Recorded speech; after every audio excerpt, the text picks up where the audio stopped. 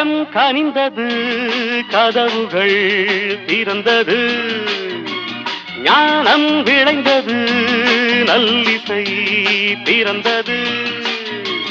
புது ராகம் படைப்பதாலே நானும் இறைவனே, புது ராகம் படைப்பதாலே நானும் இறைவனே. விரலிலும் குரலிலும் ஸ்வரங்களின் நாட்டியம் அமைத்தேன் நான். மழை திறந்து தாவும் நதியலை நான், மனம் திறந்து கூவும் சிறு குயில் நான். இசைக்கலைஞன் என் ஆசைகளாயிரம் நினைத்தது பலித்தது.